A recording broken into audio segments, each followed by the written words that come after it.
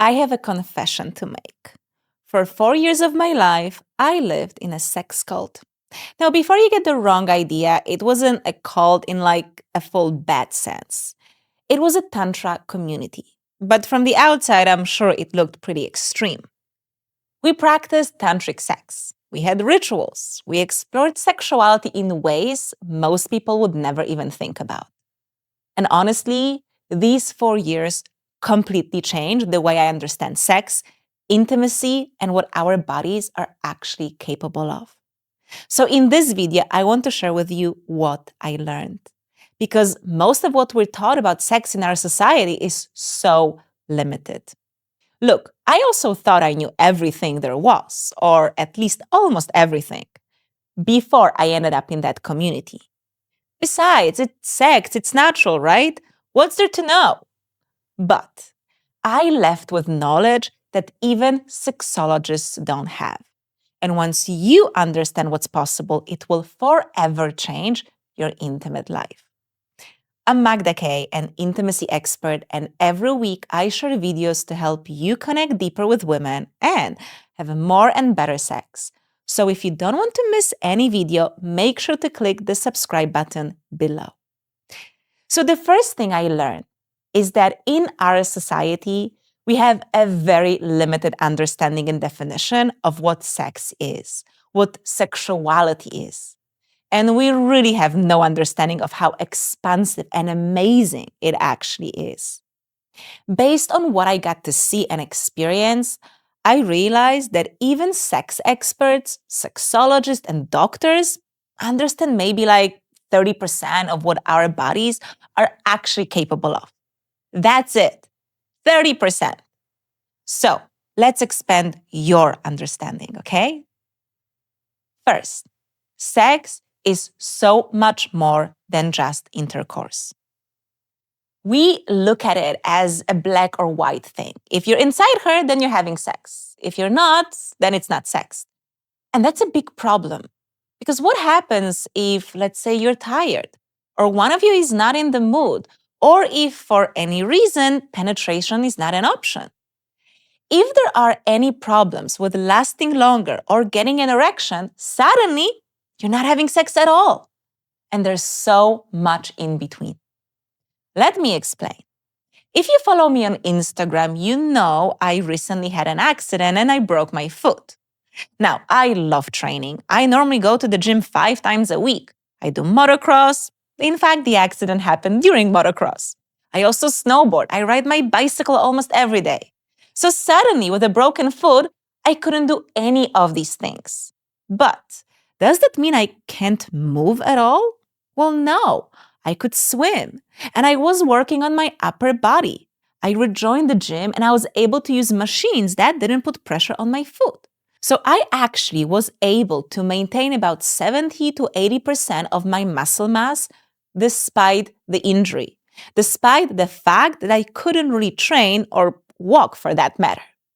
Now, if I thought that movement or sport was lifting heavy weights or riding a bike, then I would have done nothing for 3 months and I would have ended up totally out of shape after.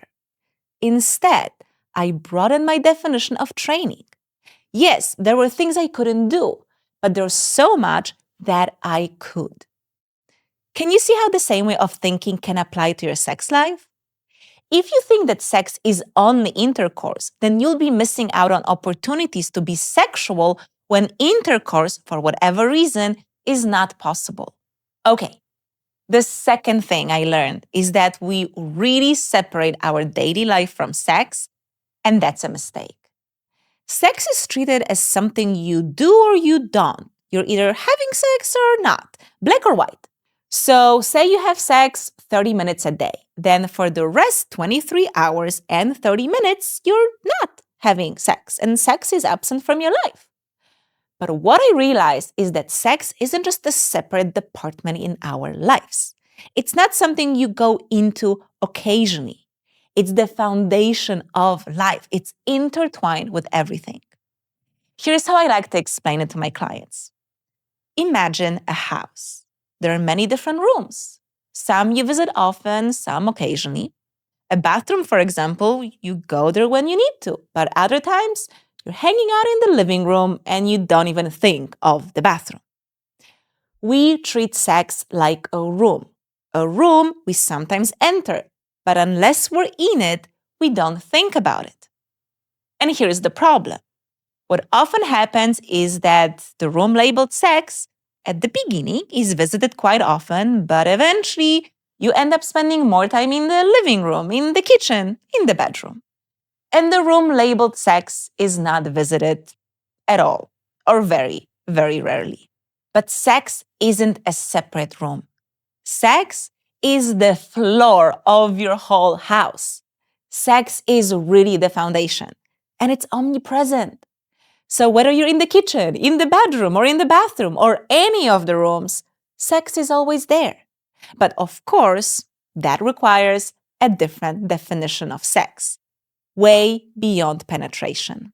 This is why I often use the word sexuality instead of sex, because sexuality is not just the act of making love. It's the creative force. It's the instinct behind everything in life. We are all created of sex. Most men don't realize just how much sexual energy impacts everything else. Your confidence, your drive, your presence, your ability to connect with women. When you understand how to channel this energy, not just suppress it or release it, but actually use it, everything in your life changes. And this is exactly what I teach men how to do. If you want to learn more, click the link in the description. I'll show you exactly how to do it. Okay, that brings me to the last thing I learned in the Tantra community. And this one is probably the most important. Sex, sexuality, being sexual, all of it. It's something beautiful. It's something to be cherished. There's nothing to be ashamed of, which is what we do in our society. We are masters of shaming something that is natural, needed, healthy, and sacred.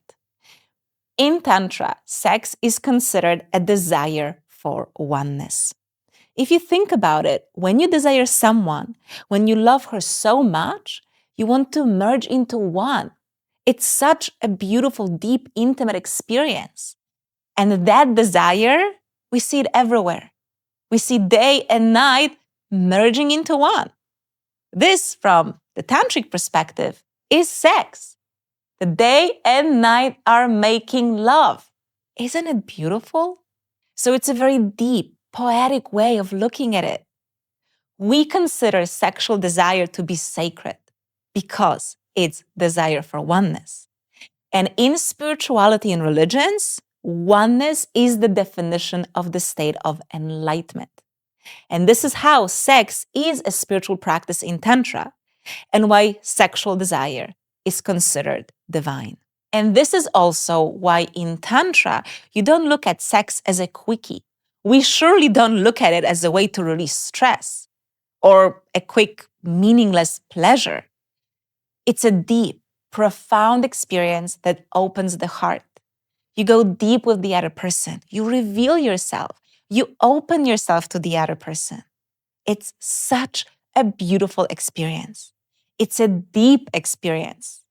There's no place for superficial sex that's just a stress release, and there surely isn't space for non-consensual manipulation to get someone to bed or selfish sex. And of course, Tantra has so many techniques and tools. Yoni and lingam massage, tantric sex rituals.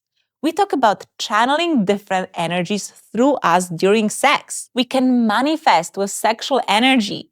We call this sex magic. We also have energy orgasms. So, there are all of these things that most people haven't even heard of. But they're absolutely available to everyone, men and women. It's just about learning the right techniques. Now, I mentioned earlier that sex is so much more than just intercourse, and I want to show you exactly what I mean by that. So watch this video next, where I break down exactly how to have sex without penetration and why it can actually be even better than regular sex.